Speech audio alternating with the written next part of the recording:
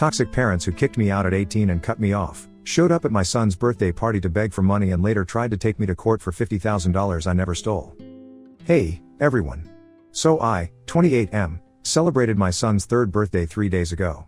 It was mostly our coworkers with kids and a couple of my son's friends from his daycare with their parents. I'd also invited my estranged parents to the party after they contacted me 2 weeks ago, asking if they could meet me to make amends with me. Some backstory here so it makes sense why I don't get along with them. So my parents kicked me out 10 years ago, a couple of months before I was supposed to start college. To make it extra special and poetic, they also made sure to kick me out on my 18th birthday. My parents were never the most loving or caring people. I'd say that I was pretty much ignored and unwanted throughout my childhood, and the only reason my parents didn't kick me out way before 18 was probably because it would be illegal. But they did so the first chance that they got, and I wasn't even surprised that they were kicking me out. I was just surprised that they were doing it on my birthday and just a couple of months before college was about to begin.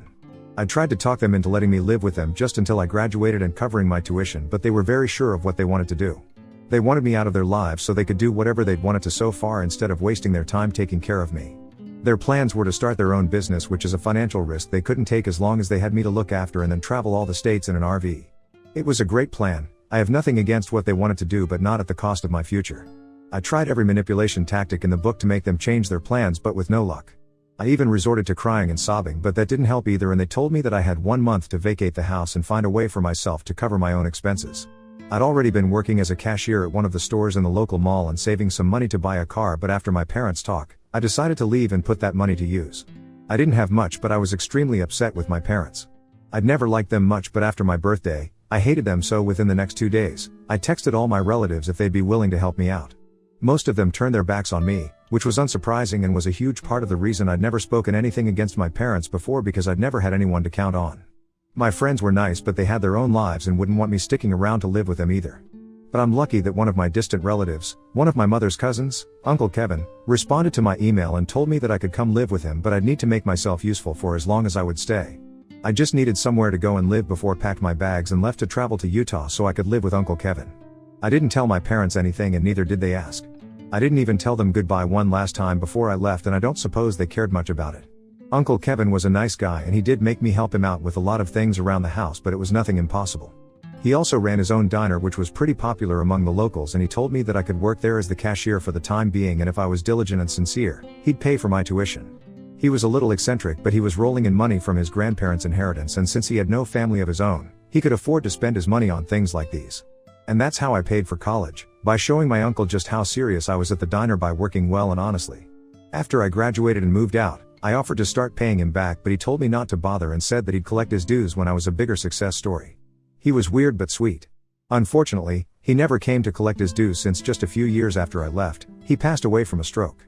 It was sudden, and by the time his housekeeper got him to the hospital, it was too late already. I'm thankful for whatever he did for me, and I'll always be grateful that he was able to at least be present at my wedding and take the place of my parents. Uncle Kevin never really got along with his family, including my mother, as a child or even as an adult, so my parents were never able to find out where I spent those years and who covered my tuition for me. Or maybe they'd found out, but they just didn't bother to contact me. Either way, I never heard from my parents even once after I left their house until a few weeks ago. They told me that they'd found me on social media through a cousin who's helped them trace me down, since they'd heard from people that I was now married and even had a 3-year-old son of my own. They apologized in their message for all that they'd done all those years ago and told me that now, they'd love to come to see me and make things right with me, mostly because they wanted to meet my wife and son. I thought it was really half-hearted and almost didn't reply to them, but they sent another one within a day of that message, saying that they really wanted to meet their grandson while they were still around, and it was evident that they were trying to emotionally manipulate me. Nevertheless, I agreed and told them to come over on the day of my son's birthday. I didn't have anything in mind particularly, but after talking to my wife and discussing the messages with her, she told me she didn't mind having them over as long as I was okay with it. She knows all the history with them, and we've been married for 5 years now. It's been 10 years since my parents kicked me out, so she told me that if I believed it was water under the bridge, then I could invite them. Her own parents had passed away when she was really little, and she'd been raised by her grandparents, both of whom had passed away in the last couple of years, so I could tell that she really wanted some family to be present at the party. I didn't care about reconciliation, but I felt like my wife actually did want them and wasn't saying it because she didn't want to strong-arm me into anything. So I did invite my parents, for my wife's sake, and on the day of the party, they arrived an hour early before all the other guests so we could get some one-on-one time with each other. It was all very awkward and uncomfortable, but we tried to make small talk after I'd introduced them to my wife and son. They were polite and respectful for the most part, but then at one point, My wife went into the kitchen to make my dad some tea, and that's when my mother told me that she was here to discuss something else as well, and she didn't want to say it in front of my wife, so they'd asked her for tea. Now that it was just the three of us, my parents apologized to me again and said that they'd come to their senses now that they'd done whatever they'd wanted to and felt like they had really treated me badly during my childhood. I thought that it was pretty nice of them to apologize and that they'd finally started acting like human beings to me, but before I could accept their apology in person, they went on to tell me that they now needed money and that was a major reason that they were here right now. Apparently, they'd blown through a lot of their savings while traveling, and now they were falling short while trying to pay for all their bills on time and wanted my help to live. They knew that my wife and I were relatively well off. She was a real estate agent and I worked in a bank, so we were comfortable and could afford to help them. I was very irritated by that because it just cheapened everything that they'd said to me, because now I felt like it was all just a ploy to get me to help them out financially. They'd even used their grandson in their tactics to try and make me soften up towards them, and while it hadn't been very effective on me, my wife had fallen for it. I didn't blame her because she didn't know just how awful my parents were and really missed her family, which is why she was so keen for us to fix our relationship, but I regretted ever having them over. I didn't say anything to them then because just afterward, my wife walked in with the tea for my dad and coffee for the rest of us, and she seemed very happy. So I just stayed quiet and my mother told me to think about it. My wife did ask me what we'd been talking about, but I told her that we'd talk about it later because I didn't want to get into an argument with my parents around the same time as when the guests were supposed to start arriving. My wife talked to my parents some more for the next couple of minutes, and it was an easy flowing conversation for her since she seemed to like them, but I sat there quietly because I just wanted them to leave before I lost it at them. Luckily, the first guests arrived just in the nick of time, and I jumped at the opportunity to distract myself from this. Once the guests were there, I busied myself with my son and the party arrangements. And then it was time for my son to cut the cake, which went well. Everyone had fun. Right after that, I was about to go into the kitchen with my wife, but my parents stopped me and asked me once more if I'd come to a decision yet. So I snapped and I told them that they could wait in the living room with all the other guests and I'd let them know shortly. After everyone had received their slice, I took my spot in the middle of the living room and started off with a speech that I'd been preparing in my head after my parents stopped me outside the kitchen. I introduced my parents to all the other guests since nobody had met them before, and they looked pleased that I was treating them well, but the smiles dropped from their faces as soon as I went on to the next part of my speech, where I started narrating the story about my childhood and how they'd kicked me out, after which I had to be taken in by my uncle. I wrapped it all up in lighthearted jokes and everyone was laughing a little, but my parents looked humiliated and my wife had a poker face throughout. I mentioned how my parents and I hadn't spoken for 10 years after they'd kicked me out, and finally, recently, they'd contacted me to meet their grandson, and I'd almost ignored and blocked them. But then I'd changed my mind because I was just grateful that, unlike other nightmarish parents, at least mine wasn't after my money. I was able to pass it off as a joke, and then I sat back down with the guests while my parents chuckled along uncomfortably since I'd managed to make the whole speech sound like a stand-up bit so it didn't ruin the birthday vibes. After some time, the guests started leaving and my parents were the first ones to go. They left in a rush, and when I saw them to the door, they shot me the nastiest looks they could but didn't say anything, which I was thankful for because the last thing I wanted was to argue with them right outside the house. Once all the guests were gone and we'd put our son to bed, I finally had the chance to talk to my wife and explain everything to her. But before I could say anything, she lashed out at me and told me that my speech was unnecessary and stupid.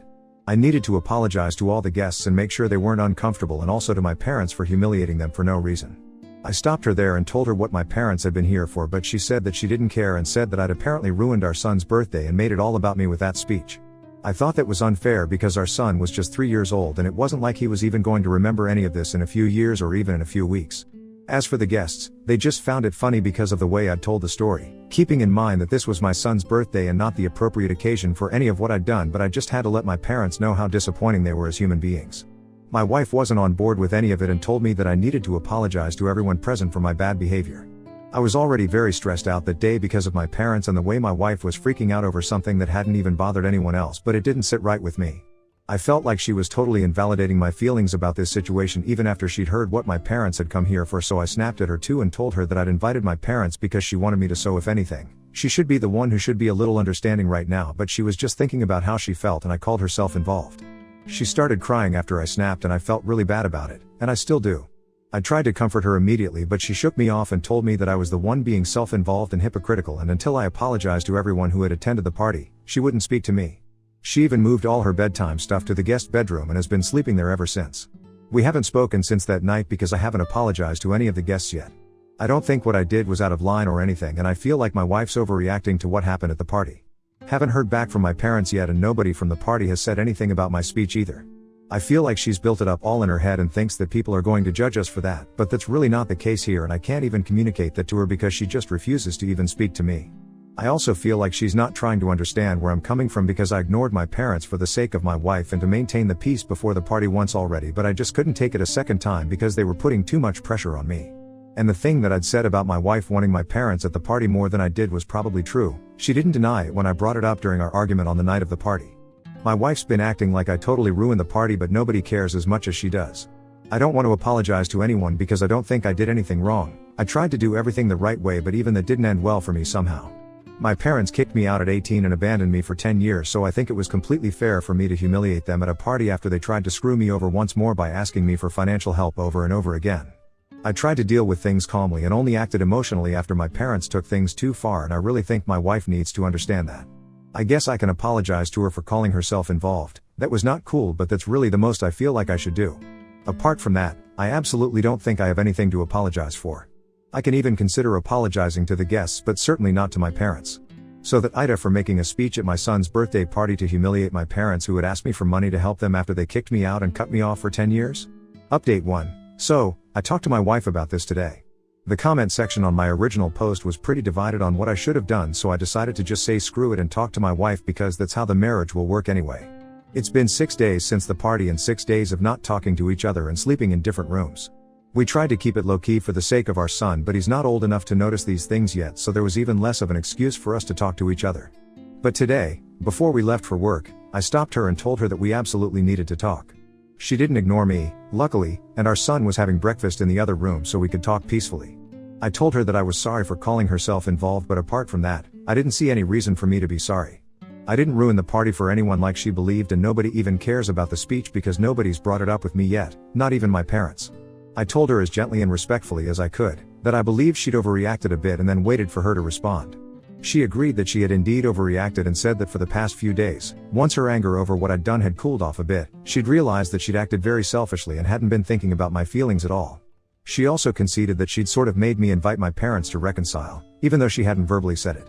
While we'd been discussing the idea, she'd been very non-verbally trying to influence me because she was the one who actually wanted a happy family for us.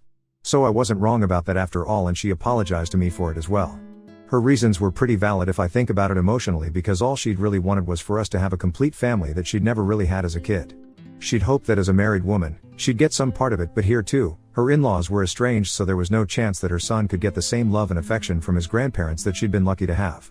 She didn't get the love from her parents that she deserved when she was young because they'd passed away so early, and now, her son would be loved by his parents, but he'd never have any grandparents there for him. Of course, that meant a lot to her because she'd been raised by her grandparents after her parents passed away, so it was kind of a big deal for her. It was all these issues with her and her need to have a complete family that made her spaz out the other day, and she acknowledged it. I also apologized for not discussing these things with her and for the lack of communication that had actually led to all of this. So to sum it up, we talked things through, and afterwards, we came to the conclusion that we were going to have to deal with this in therapy. We already go to individual therapy, but now we're going to consider couples counseling as well for a few other, unrelated reasons as well. Thank you for all the comments, you guys. Update 2. I posted an update here yesterday and I really didn't expect to be back so soon, but I am, thanks to my parents. They sent me a lawsuit claiming that I'd stolen $50,000 from them before I'd run away 10 years ago, and now that they'd finally managed to track me down, they wanted that money back. Obviously, none of that is true, and I feel sorry for the idiot who's agreed to get involved in this as an attorney. Must be some guy who's really in need of money, because otherwise, I can't imagine anyone agreeing to this. Anyway, I'm obviously not going to entertain any of this nonsense and have contacted my lawyer already. My wife took back everything that she said about me having to apologize to my parents because now she's seen what kind of people they really are. I'm sure they think they can get away with this even now, since I was relatively kind to them back when they first came by, but they'll know that I just behaved myself back then because it was my son's birthday. Right now, I have no reason to think about the consequences. So I'm posting all about this online, and I'm going to make sure that everyone knows about not just what they're trying right now, but also what they'd done to me back in the past. Update 3. So, I posted everything. Every single detail that I'd shared here is now up on my Facebook profile. It's been 20 minutes and I haven't received any texts or calls as such, but I'm waiting because I know people are going to be mad and pissed, especially since I mentioned how nobody in my family had taken me in, but now that I'm in a somewhat decent position, everyone acts friendly with me. I've never invited anyone to any events, just to be clear, but my relatives who'd shut me out back then have all turned over a new leaf in the last few years and try to be on good terms with me. Which is all fake, obviously. Just now they have their own kinds to think of, and it doesn't hurt to have a well-connected relative who works in a bank and is in a position to get them jobs. So I know stuff is going to go down now, I'm just waiting for them. Update 4. Hey, all. I'm back after almost 3 days. So my parents went completely ballistic after I made that post and called me up frantically several times after the post to try and get me to take it down, but I didn't listen until they texted me and promised me that they'd withdraw their case. I just needed that in writing somehow, and I have that now. After that they blocked me. The real nastiness was because of my relatives whom I'd mentioned by name in my post, and they were so triggered by it that they commented really nasty things about me, my wife, and even my son under the post, which just proves my point about them being terrible, selfish and idiotic folks. Their kids were the ones with the decency to apologize for their parents' actions, which was really backward for me, but at least some people had class and brains. I've taken that post down now, but a lot of people have seen it already, so everyone who turned their back on me in the past got their karma, and I'm glad for it. Long story short, the parents withdrew their case. I got back to my relatives. My wife and I are still going strong. Thanks for being here, Reddit, but I think I'm gonna take a break now. Signing off, bye.